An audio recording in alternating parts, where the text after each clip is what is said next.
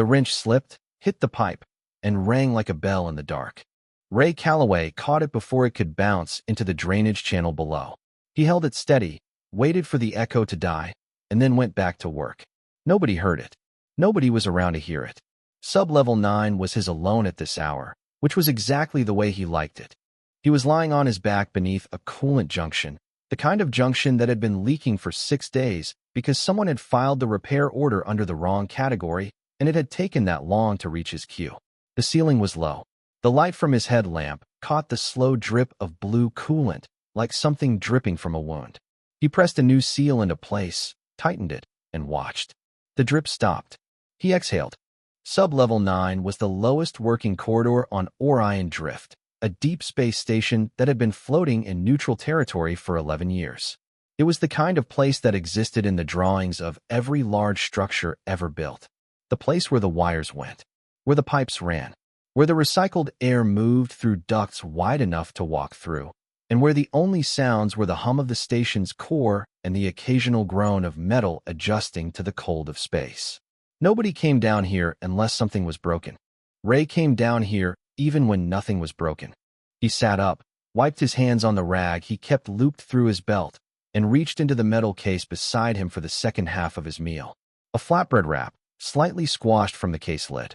He had been eating it in thirds across the last 2 hours. This was the last third. He ate it slowly. Above him, somewhere up through 7 levels of corridor and pressure doors and diplomatic carpeting, the station was dressed in its best. He knew this because Director Foz had sent a message to every station worker 3 days ago. The message was long. Ray had read the first 2 lines and understood the shape of it. Something important was happening in the upper levels, and everyone below rank 12 should stay professional and not cause incidents. Ray was rank 4. He had no intention of causing any incidents. He had a coolant leak to fix, and then a ventilation calibration to run in Corridor 9C, and after that he was going to find a quiet corner and sleep for 6 hours. He did not think much about what was happening above. He knew the Corvin were coming. Everyone knew that. The Corvin were the kind of presence that announced itself whether you wanted it to or not. Their ships alone, when they entered a system, registered on sensors like moving moons. They were an empire. Old, enormous, and built entirely on the understanding that power was the first and last truth of the universe. They had known about humanity for 40 years, and they had not conquered them, which most species considered a compliment. The reason they had not was harder to name. Some said humans were too numerous. Some said too strange. Some said that the Corvin had done the calculation and found the cost too high. Whatever the reason, there was peace, a treaty, and now a summit. None of that was Ray's concern. He finished his wrap, folded the paper it came in, and tucked it back into his case. He had 2 more hours of shift. He put his headlamp back on, picked up his wrench, and started moving toward Junction 917, which had a calibration issue that had been quietly wrong for 3 weeks. He did not hear the small, scraping sound from above him until he was halfway down the corridor. He stopped. The sound came again. A shifting, a small weight moving through a duct. He tilted his head up and looked at the duct panel in the ceiling, standard maintenance access, about 60 centimeters wide, designed for humans to crawl through in emergencies. The scraping moved closer. Then it stopped. Then there was a sound Ray could only describe as whispering, except the frequency was wrong. Too high at the top, too clicking at the edges. Not a sound any human throat made. He had heard a recording of young Corvin once, in a briefing packet from 2 years ago when the summit was first being discussed. The station workers had been given cultural notes. Young Corvin communicated in layered frequencies. The click was consonant. The high tone was emphasis. Excited emphasis. Ray looked at the duct panel for a long moment. Then he looked at his wrench. Then at the duct again. The scraping started moving once more. It reached the panel directly above him and stopped. He could see, in the thin gap at the edge of the panel, 2 faint lines of bioluminescent light. Blue-green. Shifting. The light of something alive, peering down through the gap. There was a silence.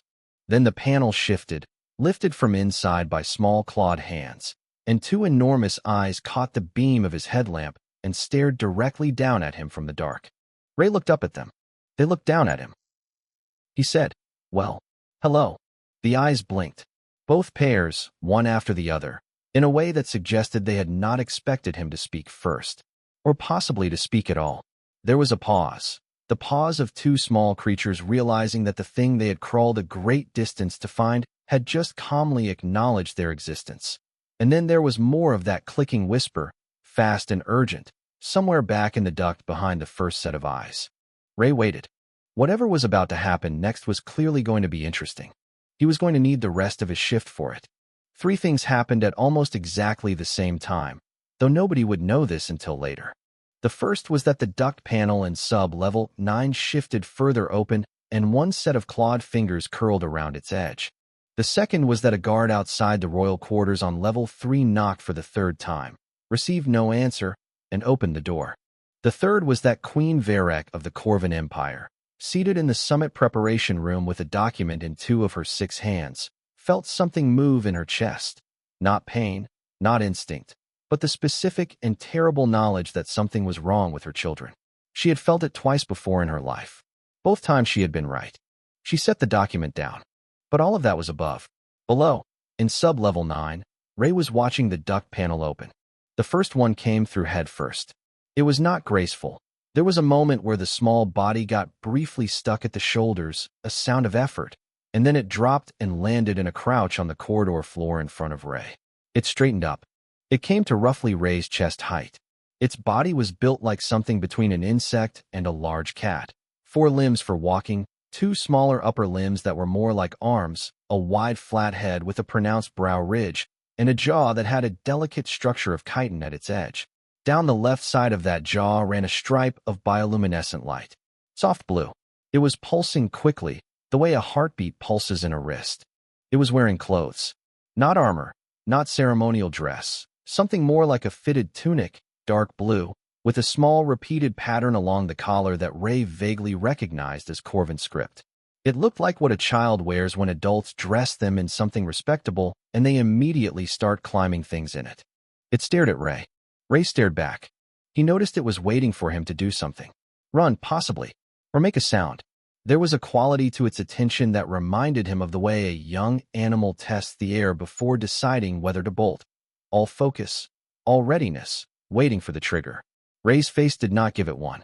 He simply stood in the corridor with his wrench and his headlamp and looked at the thing that had just fallen out of his ceiling. Then a second voice came from the duct, the clicking whisper again, more cautious this time. And the first one made a short clicking sound back that Ray could only interpret as, "It's fine, come down." The second one appeared at the panel edge, looked at Ray for a long moment with considerably more wariness than the first, and then lowered itself more carefully and landed beside its twin. They were identical except for one thing. The second one's bioluminescent stripe was on the right side of its jaw instead of the left. Ray looked at them both. They looked at him. The first one's stripe was pulsing faster now. Excitement, Ray guessed. The second one's stripe was steadier. Caution. He thought about the cultural briefing he'd been given 2 years ago. He had not paid close attention. He remembered one thing clearly because it had seemed practical. Do not show your teeth in an open display. In Corvin culture, it was aggression. He kept his expression neutral. He also thought about the symbol on their collars. He had seen that symbol in the briefing. Once, in passing, on a page about the royal family. He had not stopped to study it because it had seemed deeply irrelevant to him. It was considerably more relevant now. These were the Queen's children.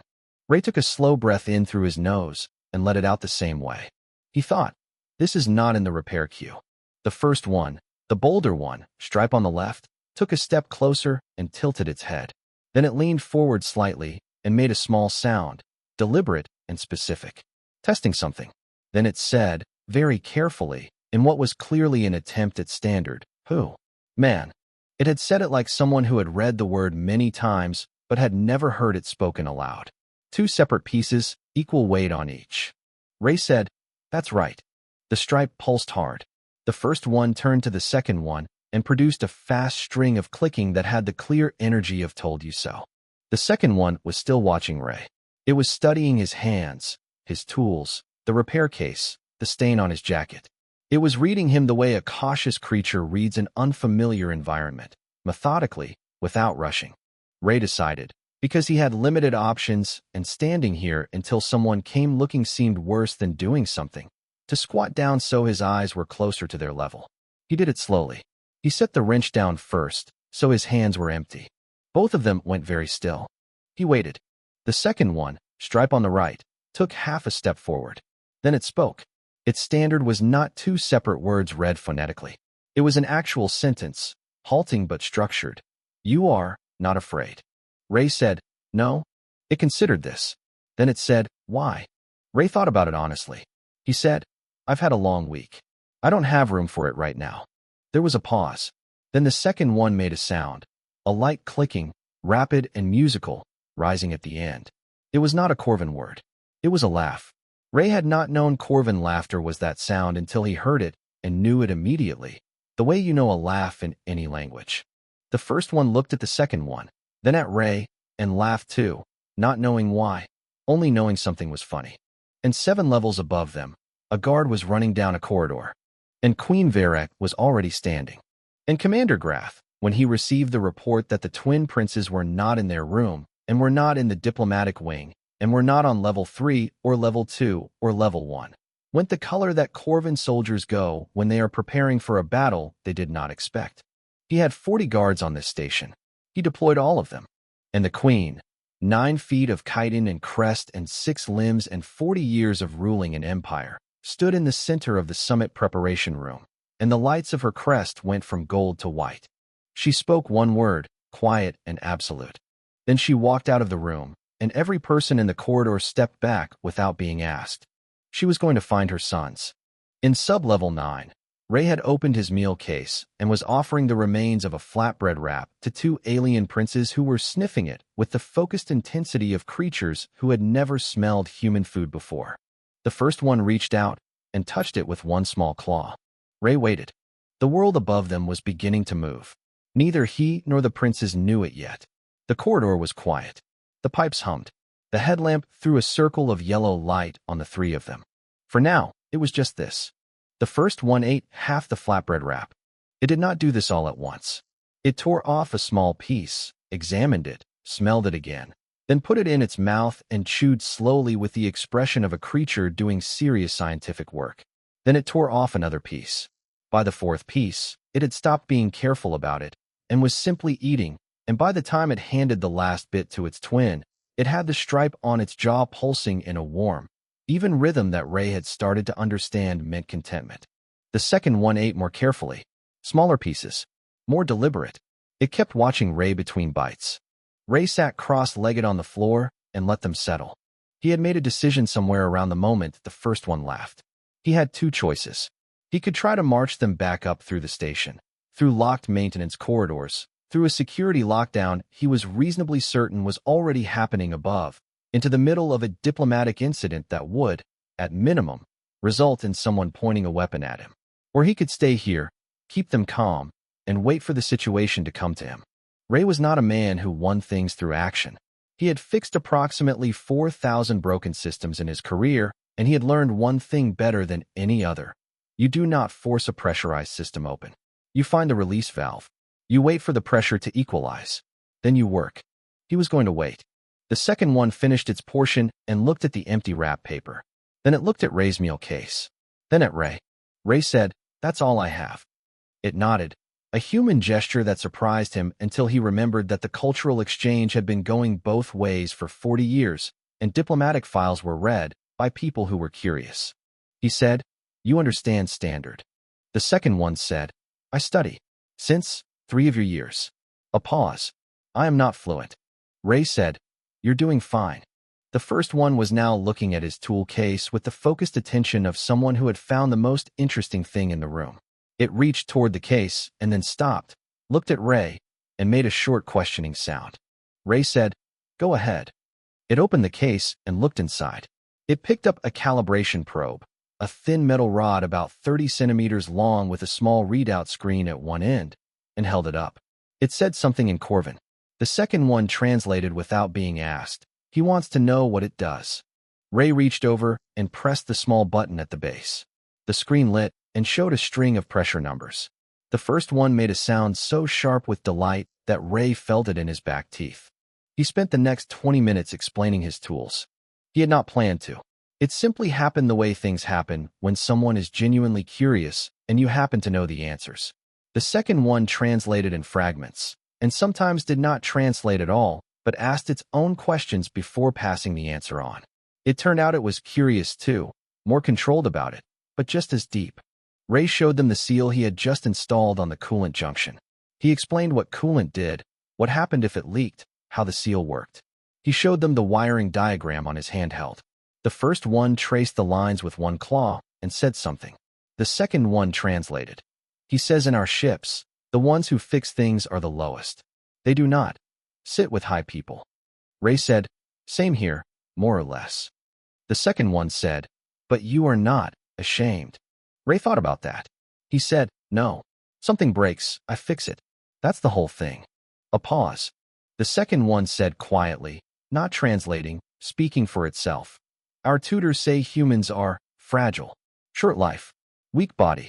But they did not say, it stopped. Looked for the word. They did not say calm. Ray said, we have our moments. He was thinking, while he talked, about the situation above them. The lockdown would be full by now. Guards everywhere. A queen who had not found her sons on any level above them. The question was not whether they would be found. They would be found. The station wasn't that big. The question was how. If the guards came down in force, into a maintenance corridor, with weapons drawn, that was a fast way for something to go badly. Not because of Ray. Because the princes were down here, and small frightened creatures in a small corridor with armed soldiers tended to produce chaos regardless of species. Ray needed them calm. And they were calm. They were calm because he was calm, and because something in the environment, the hum of the machinery, the enclosed space, the quiet, had settled them the way it settled him. He noticed, around the 40-minute mark, that the first one had moved closer. Not quickly, just in the way that someone drifts toward a fire without deciding to. It was now sitting close enough to Ray that its arm was almost touching his. It touched his hand. One small claw laid flat on the back of Ray's hand. Testing. He held still. The claw pressed lightly against his skin, and the prince said one word in Corvan. The second one, watching, said, he keeps saying you are soft. He has not touched a human before. Ray said, neither have they touched me. A pause. Then the second one, quiet. Does it bother you? Ray looked at the claw on his hand. The bioluminescent stripe was pulsing the warm, even rhythm again. He said, no. They sat in the hum of sub-level 9. Ray leaned back against the bulkhead. He could feel the metal cold through his jacket. The first one had not moved its claw from his hand. The second one sat on the floor with its knees folded in front of it, and it was looking up at the pipes overhead in the particular way of someone whose mind is going fast and quiet at the same time. Ray's earbud was still in one ear. Old folk music, too low to be anything but texture. The first one heard it. Those ears were sharper than his, and turned toward it. Ray pulled the earbud out and held it toward him. The first one took it carefully, put it close to its hearing membrane, went completely still.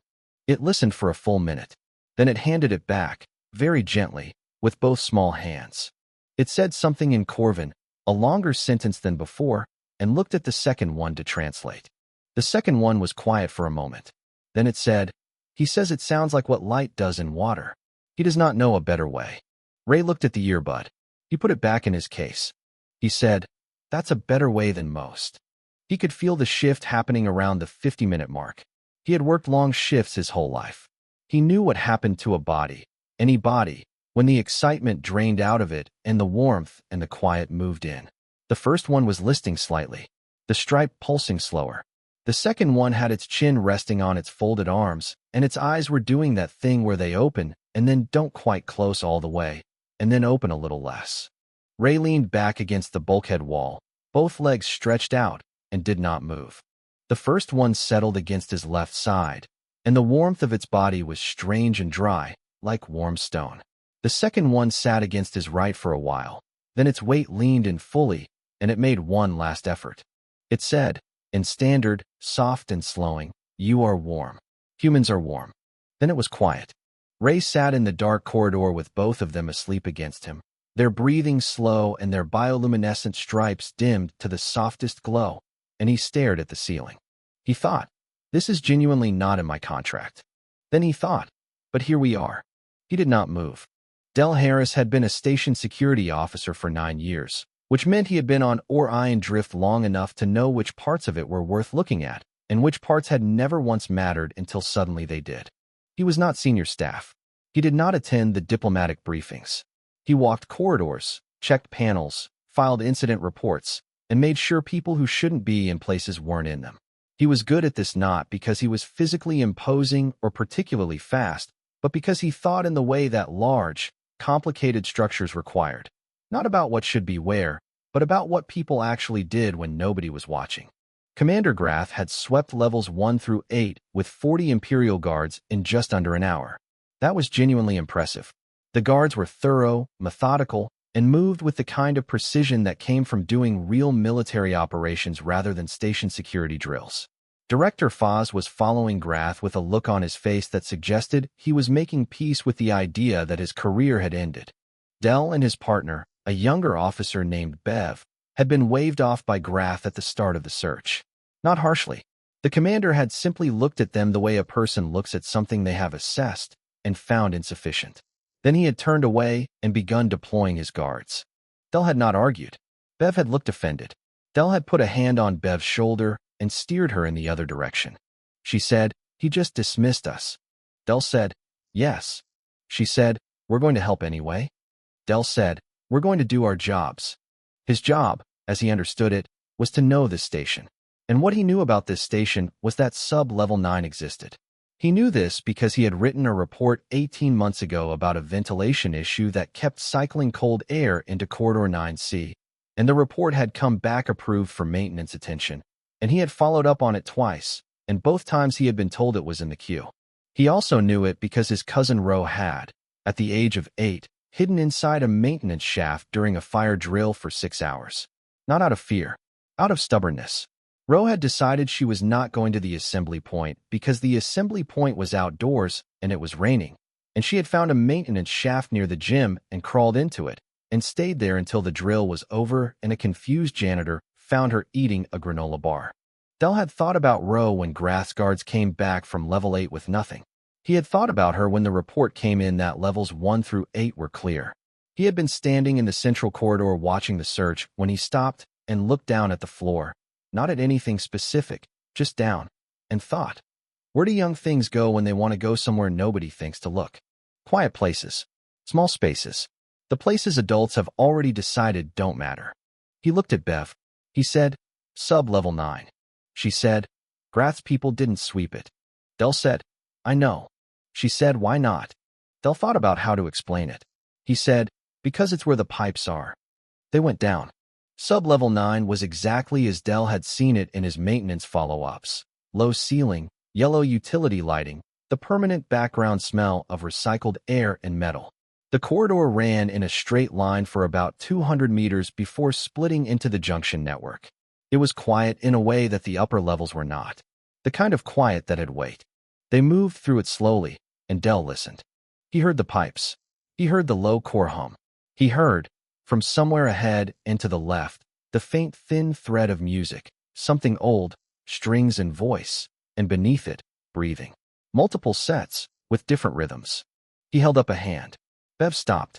He went forward to the junction at 9-7 and turned the corner, and there, against the bulkhead wall under a single working light, was a human maintenance worker in a stained work jacket sitting with both legs stretched out, a tool case beside him, and 2 alien children asleep against his sides.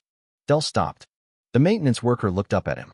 He had the eyes of someone who had been awake for a long time, but had decided not to do anything about it. His headlamp was off. He had one earbud in, and had clearly forgotten it was there. On his left side, one of the princes was curled against him with its head at an angle that looked deeply uncomfortable, but its stripe pulsing the slow, even rhythm of deep sleep. On his right, the other had its small upper limbs folded and its weight fully leaned in, its stripe barely visible, dimmed to a thin, warm line. The maintenance worker looked at Del. He did not look relieved. He did not look alarmed. He looked like a man who had been sitting in a corridor for a very long time and was waiting to see what came through the corner. Del mouthed, "Are they okay?" The maintenance worker mouthed back, "Yes." Del mouthed, "How long?" The maintenance worker tilted his head. Checked nothing. He seemed to just know. held up 2 fingers, then 5. 2 hours, 5 minutes, approximately. Del looked at the princess. He looked at the maintenance worker. He thought about what Grath's face was going to do when this report came in. He thought about it for a full 4 seconds, which was longer than he usually spent on anything. Then he sat down on the floor of sub-level 9 against the opposite wall, about 3 meters away, and did nothing. Bev came around the corner, saw the scene, and her mouth opened. Del shook his head once. She closed her mouth. She looked at the sleeping princess, at the maintenance worker, at Del sitting on the floor. She sat down next to Del. They waited. Del sent the location ping from his wristband. A quiet signal, text only, no voice. He sent it to Director Foz, not to Grath, because he had been doing this long enough to know that some messages needed to arrive in a specific order to produce the least bad outcome. The message said, found. Sub-level 9, junction 97. Safe. Sleeping. Approach quietly. Do not send the 40. He watched the maintenance worker across the corridor. The man had not moved. His breathing was slow and even. He had his head tilted back against the bulkhead in the posture of someone who was not asleep, but had made peace with being still. Del thought, whoever this guy is, he either has very strong nerves or has simply used all of them up and come out the other side. He thought it was probably the second one. Above them, the message reached Director Foz. Foz read it once. Read it again. Sat very still for a moment. Then he went to find the commander. Grath received the report in the central corridor of Level 2, surrounded by 8 of his guards, in the middle of issuing new search orders. He read the message on Foz's screen. He was silent for 12 seconds, Foz counted, because he had nothing else to do while he stood there. Then Grath said, in standard, very quietly, a maintenance level. Foz said, yes. Grath said, we did not sweep it. Foz said, no. Another silence. Grath said, why did your people check it? Foz thought about Del. He thought about what Del had said in the one-sentence follow-up ping. Habit. He said, experience. Grath said nothing more. He turned and walked. Foz had to move fast to keep up. And Queen Varek, who had been standing at the end of the corridor the entire time, had heard every word of it. She was already moving. Del heard them before he saw them. Not the footsteps. Those were quiet enough that only the mass behind them gave them away, a low vibration through the floor that came before the sound did. But the air changed first. Something in the pressure of it, the way a room changes when a storm is on the other side of the wall. He had felt it once before, years ago, during a structural breach drill when the emergency seal was about to close, that sense of something enormous about to happen in a small space. He stood up. Bev was already on her feet. The corridor filled with Corvin Imperial guards, not the frantic sweep of the search, but an organized, deliberate column. 8 of them, 4 to each wall, visors on, weapons at their sides but in the ready position that meant available without being drawn. They moved with the efficiency of soldiers who had decided the situation called for presence rather than force, which was its own kind of pressure. Then Commander Grath came through, and behind him Director Foz, who looked like a man attending his own trial. And then Varek. She had to turn slightly to fit through the corridor entrance. Not because the corridor was narrow, but because her crest, fully extended in the white gold of extreme emotion, added width on both sides. She was 9 feet of controlled motion. Her 6 limbs moved with the careful precision of something that was, at every step, choosing not to go faster. Her eyes, black and wide-pupiled, were already on the far end of the corridor before the rest of her had fully entered it. She saw her sons. Ray heard the column arrive. He did not turn his head. He felt the change in the air and the light, and he tracked it in his peripheral vision, which was all the attention he could spare while keeping the rest of himself still. The princes were still sleeping. The one on his left, the bolder one, had slid further down in the last half hour so that its head was now on Ray's thigh. The one on his right had its upper limbs loosely wrapped around Ray's arm, not gripping, just resting. Their stripes pulsed in slow, identical rhythm. Whatever they were dreaming was calm. Ray looked up when Vareka's shadow reached him. She was enormous.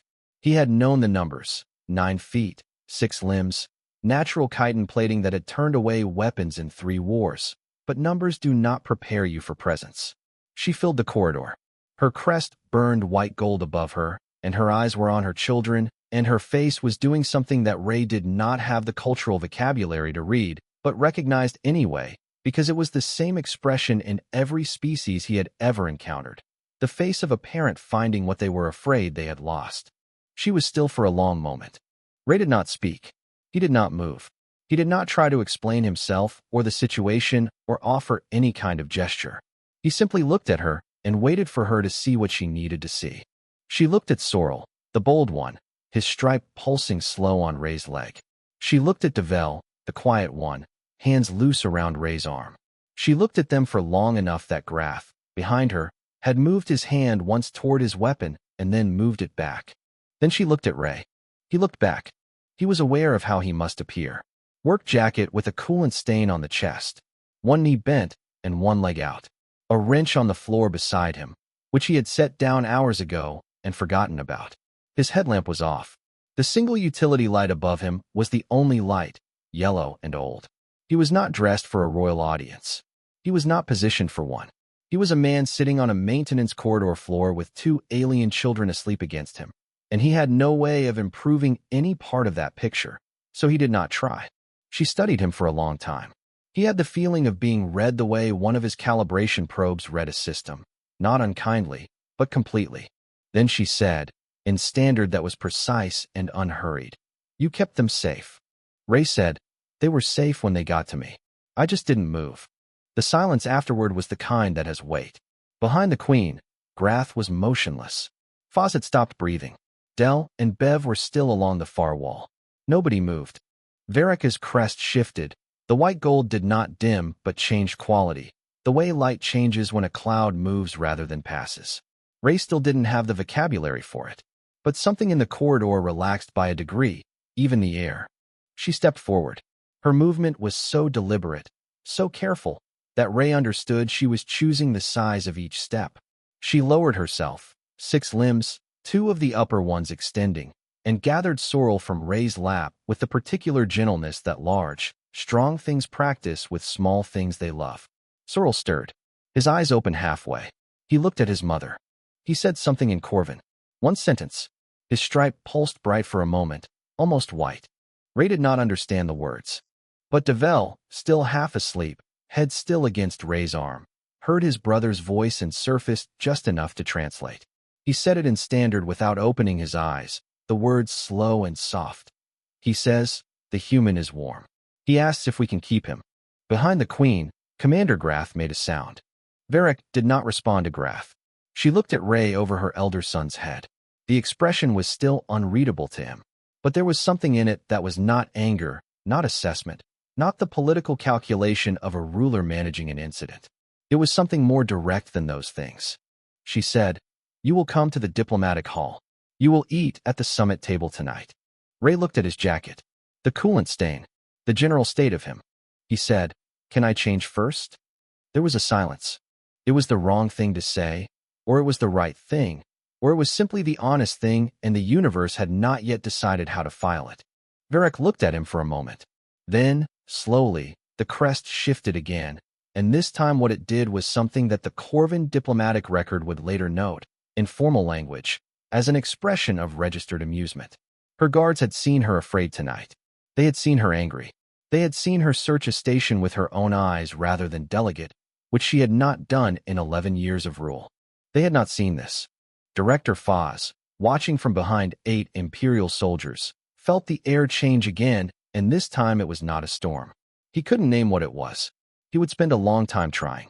Varric said, "You may change."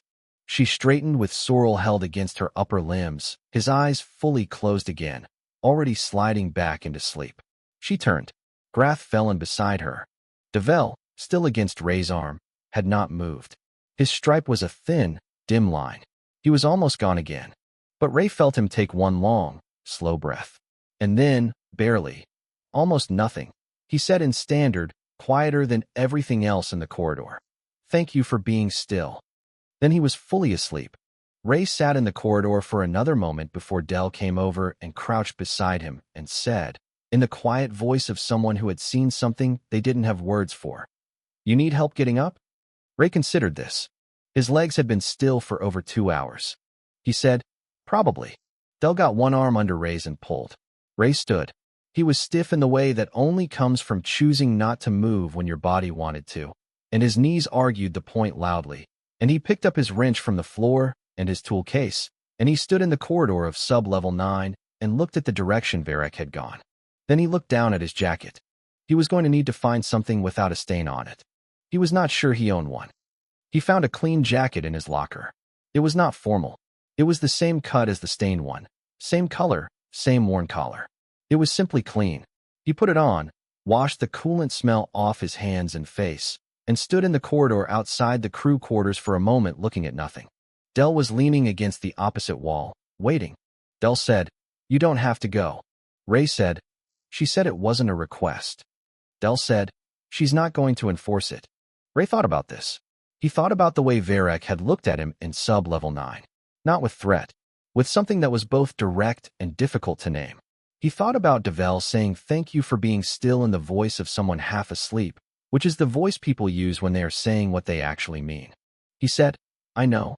I'm going anyway." Del walked with him to the diplomatic level and stopped at the corridor entrance. The summit hall had real lighting, warm, amber, the kind of light that cost money.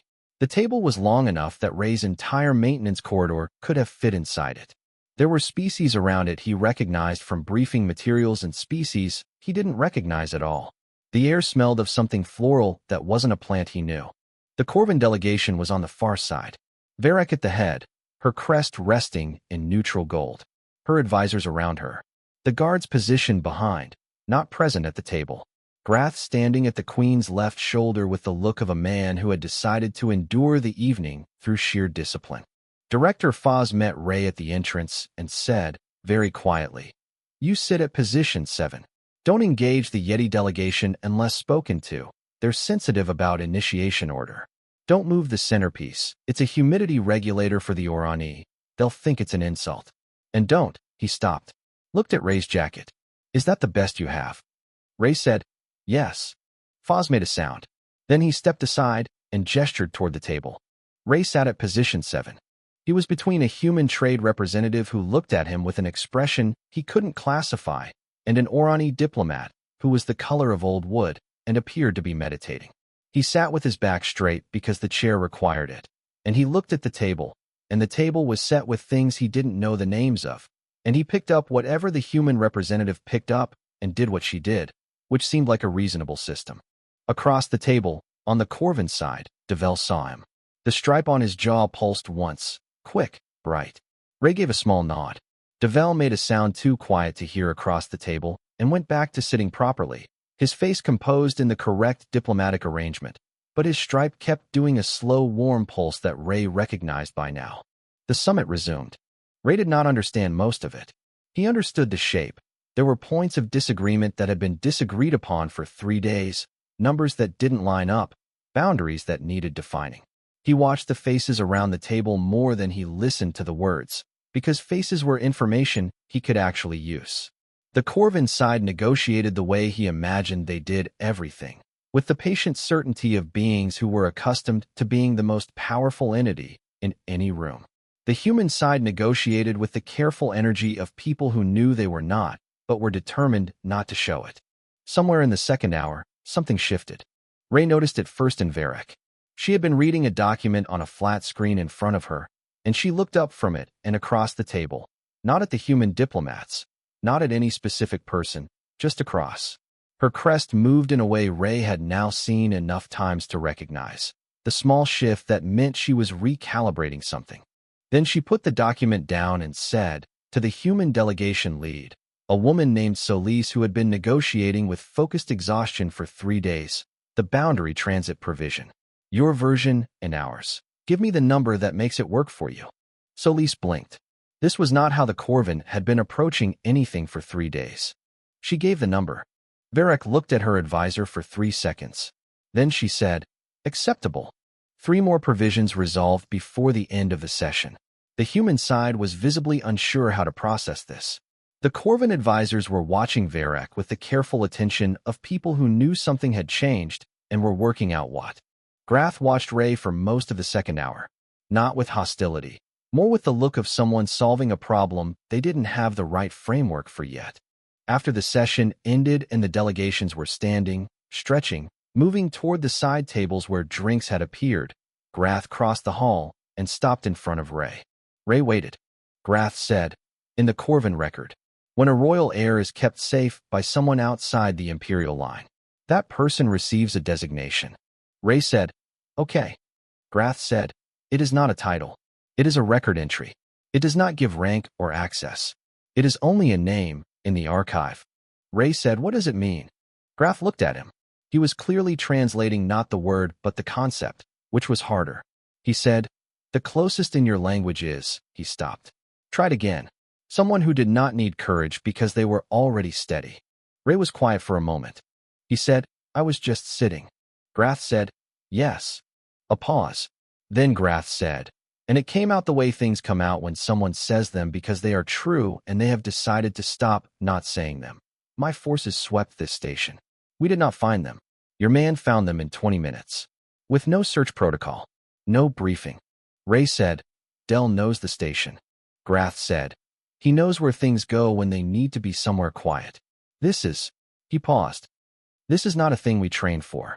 We train for where threats go. We train for where power moves." Ray said, "Yeah." Grath said, "These are different maps." Ray said, "They are." Grath looked at him for another moment.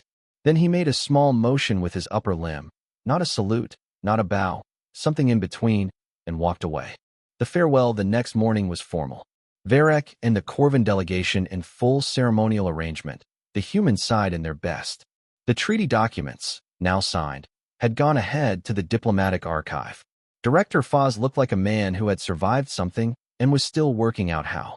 Sorrel and Devel were brought forward for the farewell. They were dressed correctly. They stood correctly.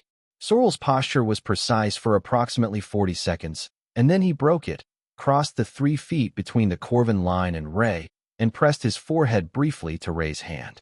Ray went still. He heard, from somewhere behind the Corvin delegation, Grath make a sound. Varek did not stop it.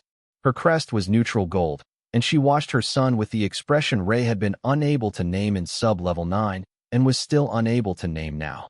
It was not approval, exactly. It was something quieter than that.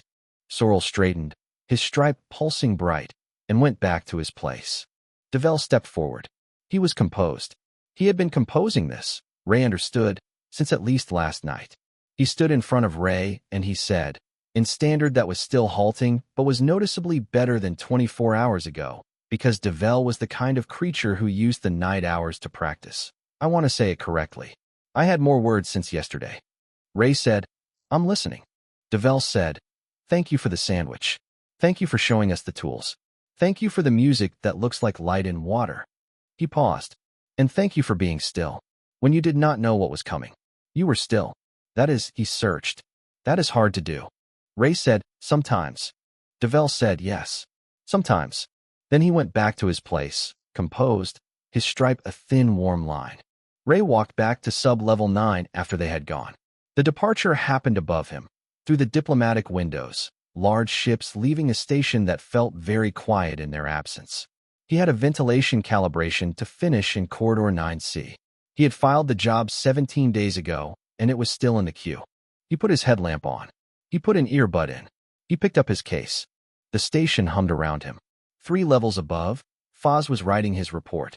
Somewhere in a diplomatic archive, a treaty was being filed. Somewhere further out, for political writers were arguing about which negotiation tactic had finally resolved the summit. Ray crouched in front of the ventilation panel in Corridor 9C and started working. 60 years later, the historians would still be arguing about the summit. They would cite the wording of the boundary provision. They would cite Vareka's decision on day 3. They would cite the human delegation's patience. They were not wrong. But in the Corvin Imperial Archive, in a section that received very little traffic, there was a single record entry about a maintenance worker who had sat still for 2 hours in a sub-level corridor so 2 small princes could sleep. It had been filed by Commander Grath himself, which nobody expected. The designation he had chosen for Ray was the one that translated as steady without trying. A historian found it 40 years after the fact and wrote about it in an essay. In the margin of a copy of that essay, A retired station security officer named Del Harris had written 3 words and nothing else.